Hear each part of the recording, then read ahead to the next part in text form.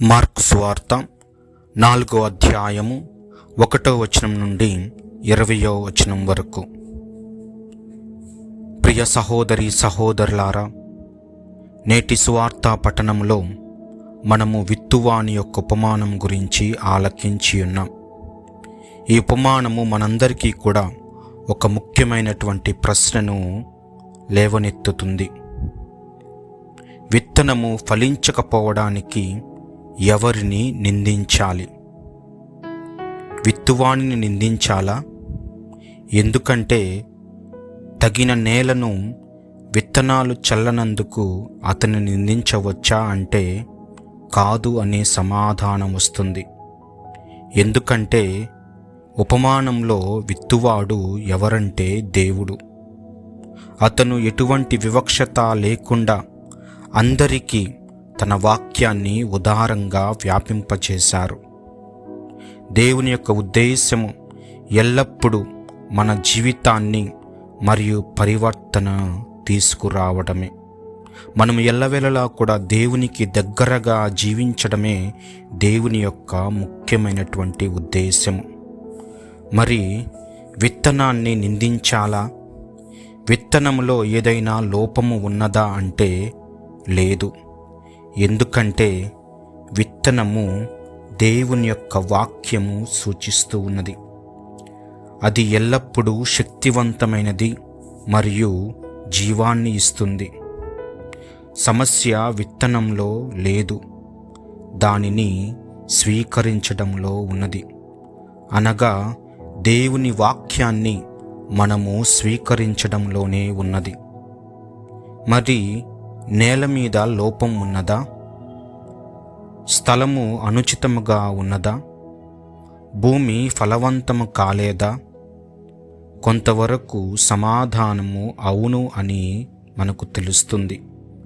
ఎందుకంటే నేల యొక్క స్థితి విత్తనం యొక్క పెరుగుదలను నిర్ణయిస్తుంది.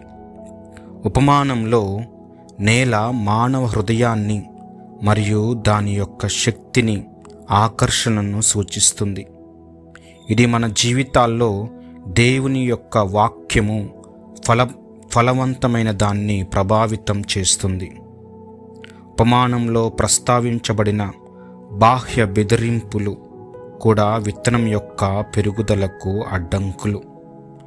వాటిని మనము రకరకాలుగా పేర్కొనవచ్చు.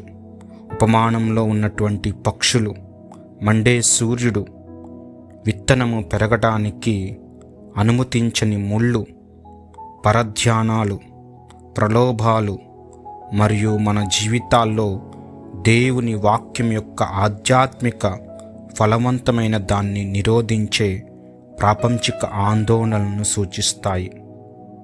ఫలాలను ఇవ్వడంలో ఇవి నిజముగా అతిపెద్ద అడ్డంకులుగా చెప్పవచ్చు. విత్తువాడు దేవుడు. ఎల్లప్పుడూ విత్తనాన్ని విత్తడానికి సిద్ధముగా ఉన్నారు. అనగా దేవుడు ఎల్లవేళలా కూడా మనతో మాట్లాడడానికి సిద్ధముగా ఉన్నారు.